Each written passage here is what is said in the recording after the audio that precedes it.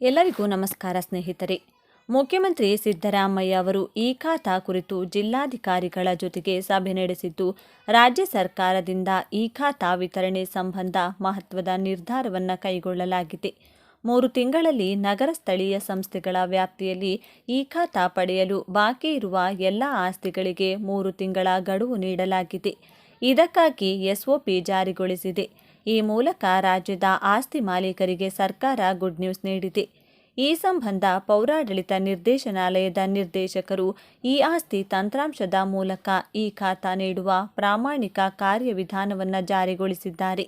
ಅದರಲ್ಲಿ ರಾಜ್ಯದ ನಗರ ಸ್ಥಳೀಯ ಸಂಸ್ಥೆಗಳ ವ್ಯಾಪ್ತಿಯಲ್ಲಿ ಈ ಖಾತಾ ಪಡೆಯಲು ಬಾಕಿ ಇರುವ ಎಲ್ಲ ಆಸ್ತಿಗಳಿಗೆ 3 ತಿಂಗಳೊಳಗಾಗಿ ನೀಡಲು ಉದ್ದೇಶಿಸಲಾಗಿರುತ್ತದೆ. ಆದ್ದರಿಂದ ಈ ಖಾತಾ ನೀಡಲು ಅಭಿಯಾನ ಕೈಗೊಂಡು ಕೆಳಕಂಡ ಕಾರ್ಯವಿಧಾನವನ್ನು ಅನುಸರಿಸುವುದು ಅಂತ ಹೇಳಿದ್ದಾರೆ. ಇಡೀ ಕರ್ನಾಟಕದಲ್ಲಿ ಸ್ವಂತ ಮನೆ ಅಥವಾ ಫ್ಲಾಟ್ ಅಥವಾ ಜಾಗ ಇರುವ ಎಲ್ಲ ಆಸ್ತಿಗಳ ಮಾಲೀಕರಿಗೆ ರಾಜ್ಯ ಸರ್ಕಾರ ಈ ಖಾತಾ ಮಾಡಿಕೊಳ್ಳದೇ ಇದ್ದಲ್ಲಿ ಅಥವಾ ಬಿ ಖಾತಾ ಮಾಡಿಕೊಳ್ಳದೇ ಇದ್ದಲ್ಲಿ ಅಂತಹ ಆಸ್ತಿಗಳ ಮಾಲೀಕರಿಗೆ ರಾಜ್ಯ ಸರ್ಕಾರದಿಂದ ಭರ್ಜರಿ ಬಂಪರ್ ಗಿಫ್ಟ್ ನೀಡಿದೆ. ಈ ಖಾತಾ ಮತ್ತು ಬಿ ಖಾತಾ ಇಲ್ಲದ ಆಸ್ತಿಗಳಿಗೆ ರಾಜ್ಯ ಸರ್ಕಾರ ಸರಳ ರೀತಿಯಲ್ಲಿ ಈ ಖಾತಾ ಮತ್ತು ಬಿ ಖಾತಾ ಮಾಡಿಕೊಳ್ಳಲು ಅನಧಿಕೃತವಾಗಿ ಪಡೆದ ಆಸ್ತಿಗಳ ಎಲ್ಲ ಮಾಲೀಕರಿಗೆ ಸುವರ್ಣ ಅವಕಾಶವನ್ನು ನೀಡಿದೆ. ಅಂದರೆ ಗ್ರಾಮ ಪಂಚಾಯಿತಿ ವ್ಯಾಪ್ತಿಯಲ್ಲಿರುವ ಕೃಷಿ ಜಮೀನುಗಳಲ್ಲಿ ಪಡೆದಿರುವ ಪ್ಲಾಟ್ಗಳು ಕೇವಲ ಗ್ರಾಮ ಪಂಚಾಯಿತಿಗಳಲ್ಲಿ ನಜೂಲಿ ಅಥವಾ ಟ್ಯಾಕ್ಸ್ ಕಟ್ಟುತ್ತಿರುವ ಎಲ್ಲ ಪ್ಲಾಟ್ ಮಾಲೀಕರಿಗೆ ಮತ್ತು ಕೃಷಿ ಜಮೀನುಗಳಲ್ಲಿ ಮನೆ ಕಟ್ಟಿರುವ ಮನೆಗಳ ಮಾಲೀಕರಿಗೆ ತಮ್ಮ ಆಸ್ತಿಗಳನ್ನು ಈ ಸ್ವತ್ತುಗಳಲ್ಲಿ ನೋಂದಾಯಿಸಿಕೊಳ್ಳುವ ರಾಜ್ಯ ಸರ್ಕಾರ ಅವಕಾಶ ಮಾಡಿಕೊಟ್ಟಿದೆ. ಅದೇ ರೀತಿಯಲ್ಲಿ ಕರ್ನಾಟಕ ರಾಜ್ಯದ ಎಲ್ಲ ನಗರಸಭೆ ಮತ್ತು ಪಟ್ಟಣ ಪ್ರದೇಶ ಅಥವಾ ಮಹಾನಗರ ಪಾಲಿಕೆಗಳಲ್ಲಿ ಒಳಪಡುವ ಅನಧಿಕೃತವಾಗಿ ಕಟ್ಟಿರುವ ಮನೆಗಳಿಗೆ ಮತ್ತು ಪ್ಲಾಟ್ಗಳಿಗೆ ಈ ಸ್ವತ್ತುಗಳಲ್ಲಿ ನೋಂದಾಯಿಸಿಕೊಳ್ಳಲು ಇದೊಂದು ಸುವರ್ಣ ಅವಕಾಶವಾಗಿದೆ. ಕೇವಲ ತಾತ್ಕಾಲಿಕ ನೋಂದಾವಣೆ ಮಾಡಿಕೊಂಡಿರುವ ಕಾರಣಕ್ಕಾಗಿ ಸಿಟಿ ಸುತ್ತಮುತ್ತ ಇರುವ ಜಮೀನುಗಳಲ್ಲಿ ಯಾವುದೇ ಅನುಮತಿ ಇಲ್ಲದೆ ಮನೆ ನಿರ್ಮಾಣ ಮಾಡಿದ್ದವರಿಗೆ ಹಾಗೂ ಪ್ಲಾಟ್ ಖರೀದಿ ಮಾಡಿದವರಿಗೆ ಯಾವುದೇ ಬ್ಯಾಂಕುಗಳಲ್ಲಿ ಸಾಲ ಸೌಲಭ್ಯ ಕೂಡ ನೀಡುತ್ತಿಲ್ಲ.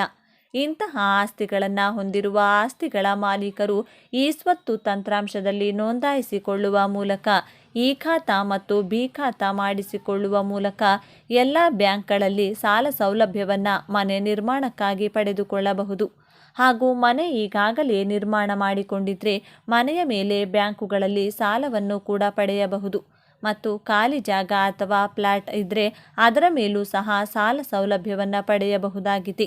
ಅದಕ್ಕಾಗಿ ಕರ್ನಾಟಕ ರಾಜ್ಯದ ಕಂದಾಯ ಇಲಾಖೆಯ ಈ ಸ್ವತ್ತು ತಂತ್ರಾಂಶದಲ್ಲಿ ನೋಂದಣಿ ಮಾಡಿಕೊಳ್ಳುವುದು ಕಡ್ಡಾಯವಾಗಿದೆ. ಈ ತಂತ್ರಾಂಶದಲ್ಲಿ ನೋಂದಣಿ ಮಾಡಿಕೊಂಡ್ರೆ ನಿಮ್ಮ ಆಸ್ತಿಗೆ ಒಂದು ಭದ್ರತೆ ಒದಗಿಸಿದಂತೆ ಆಗುತ್ತದೆ. ಅಂದರೆ ಈ ಖಾತಾ ಅಥವಾ ಬಿ ಖಾತಾ ಮಾಡುವುದರಿಂದ ನಿಮಗೆ ಮಾರಾಟ ಮಾಡಿದವನು ಯಾವುದೇ ರೀತಿಯಲ್ಲೂ ಮೋಸ ಮಾಡುವುದಕ್ಕೆ ಬರುವುದಿಲ್ಲ ಹಾಗೂ ನಿಮ್ಮ ಆಸ್ತಿಯು ಇಡೀ ದೇಶದ ಯಾವುದೇ ಮೂಲೆಯಿಂದ ಆನ್ಲೈನ್ ಮೂಲಕ ಚೆಕ್ ಮಾಡಿದರೆ ಎಲ್ಲ ದಾಖಲೆಗಳು ಮತ್ತು ನಿಮ್ಮ ಆಸ್ತಿಯ ವಿವರವನ್ನು ಆನ್ಲೈನ್ನಲ್ಲಿ ದೊರೆಯುತ್ತದೆ. ನಿಮ್ಮ ಆಸ್ತಿಯು ಭದ್ರವಾಗಿರುತ್ತದೆ. ಯಾರು ಕೂಡ ನಿಮ್ಮನ್ನು ಮೋಸಗೊಳಿಸಲು ಬರಲ್ಲ. ಆಸ್ತಿದಾರರಿಗೆ ರಾಜ್ಯ ಸರ್ಕಾರವು ಗುಡ್ ನ್ಯೂಸ್ ಒಂದನ್ನು ಕೊಟ್ಟಿದೆ. ರಾಜ್ಯದಲ್ಲಿ ಬಿ ಖಾತಾ ಇರುವವರಿಗೆ ಬಿಗ್ ನ್ಯೂಸ್ ಅನ್ನು ಕೂಡ ಕೊಟ್ಟಿದೆ. ರಾಜ್ಯದಲ್ಲಿ ಬಿ ಖಾತಾ ಆಸ್ತಿ ಇರುವವರು ಭಾರೀ ಸಂಕಷ್ಟಕ್ಕೆ ಸಿಲುಕಿದ್ದರು. ಆಸ್ತಿಗಳಿಗೆ ಈ ಖಾತಾ ಕಡ್ಡಾಯ ಮಾಡಿದ ಮೇಲೆ ಸಾಕಷ್ಟು ಗೊಂದಲ ಸೃಷ್ಟಿಯಾಗಿತ್ತು.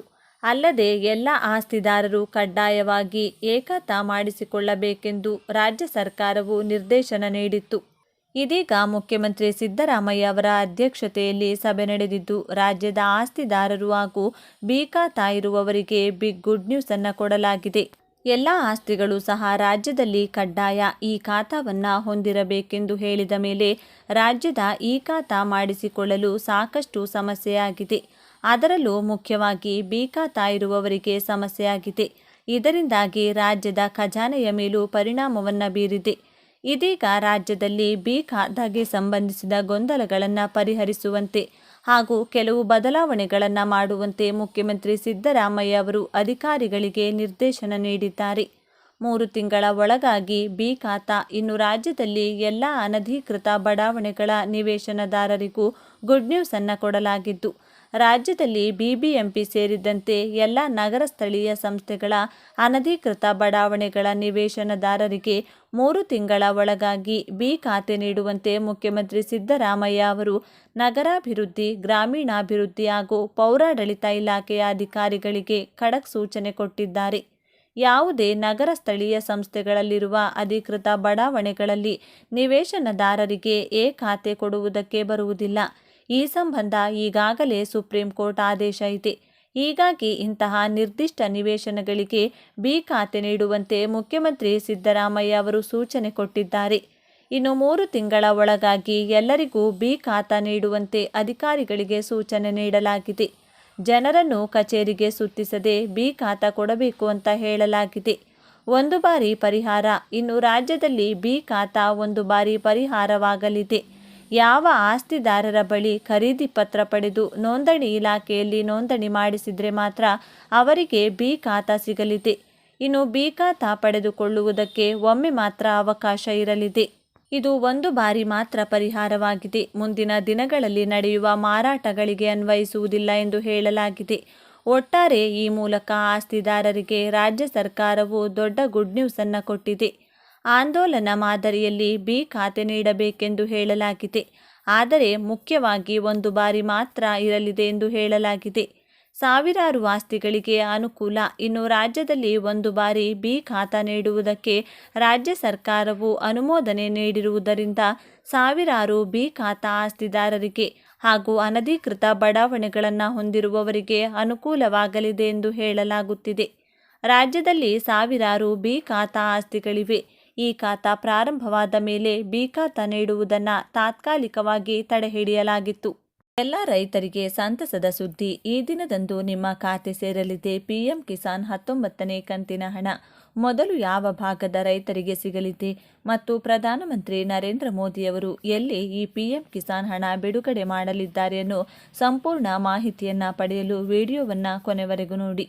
ಗೆಳೆಯರೇ, ನೀವು ಕೂಡ ರೈತರಾಗಿದ್ದರೆ ಅಥವಾ ರೈತರ ಮಕ್ಕಳಾಗಿದ್ದರೆ ತಪ್ಪದೇ ಒಂದು ಲೈಕ್ ಕೊಟ್ಟು ಇದುವರೆಗೂ ನಿಮಗೆ ಎಷ್ಟು ಕಂತುಗಳು ಜಮೆ ಆಗಿವೆ ಅಂತ ತಪ್ಪದೇ ಕಮೆಂಟ್ ಮಾಡಿ ತಿಳಿಸಿ. ಹೌದು, ಪ್ರಧಾನಮಂತ್ರಿ ಕಿಸಾನ್ ಸಮ್ಮಾನ್ ನಿಧಿ ಯೋಜನೆ ಅಥವಾ ಪಿಎಂ ಕಿಸಾನ್ ಭಾರತ ಸರ್ಕಾರದ ಪ್ರಮುಖ ಕಲ್ಯಾಣ ಯೋಜನೆಗಳಲ್ಲಿ ಒಂದಾಗಿದೆ. ಈ ಯೋಜನೆಯಡಿ ಇದುವರೆಗೂ 18 ಕಂತುಗಳಲ್ಲಿ ಹಣವನ್ನು ಒದಗಿಸಲಾಗಿದೆ. ಈಗ ರೈತರು 19ನೇ ಕಂತಿಗಾಗಿ ಕಾಯ್ತಾ ಇದ್ದಾರೆ. ದೇಶದ ಬೆನ್ನೆಲುಬೆಂದೇ ಪರಿಗಣಿಸಲಾದ ರೈತರ ಆರ್ಥಿಕ ಅಭಿವೃದ್ಧಿಗಾಗಿ ಮತ್ತು ಸೀಮಿತ ಭೂಮಿಯಲ್ಲಿ ಕೃಷಿ ಮಾಡುವ ರೈತರನ್ನು ಪ್ರೋತ್ಸಾಹಿಸಲು ಕೇಂದ್ರ ಸರ್ಕಾರವು ಪಿಎಂ ಕಿಸಾನ್ ಯೋಜನೆಯಡಿ ದೇಶದ ರೈತರಿಗೆ ವಾರ್ಷಿಕವಾಗಿ 6,000 ರೂಪಾಯಿಗಳ ಆರ್ಥಿಕ ಸಹಾಯ ನೀಡುತ್ತಿದೆ ಅನ್ನೋದು ನಿಮಗೆಲ್ಲ ಗೊತ್ತಿರುವ ವಿಚಾರ. ಹೌದು, ಕೇಂದ್ರ ಸರ್ಕಾರವು ಅರ್ಹ ರೈತರಿಗೆ 18 ಕಂತುಗಳ ನಂತರ ಇದೇ ತಿಂಗಳು 24ರಂದು ಅರ್ಹ ರೈತರ ಖಾತೆಗೆ ಪಿಎಂ ಕಿಸಾನ್ ಹಣ ಬರ್ತದೆ. ಬಿಹಾರದಲ್ಲಿ ಪ್ರಧಾನಿ ನರೇಂದ್ರ ಮೋದಿಯವರು 19ನೇ ಕಂತಿನ ಹಣಕ್ಕೆ ಚಾಲನೆ ನೀಡಲಿದ್ದಾರೆ.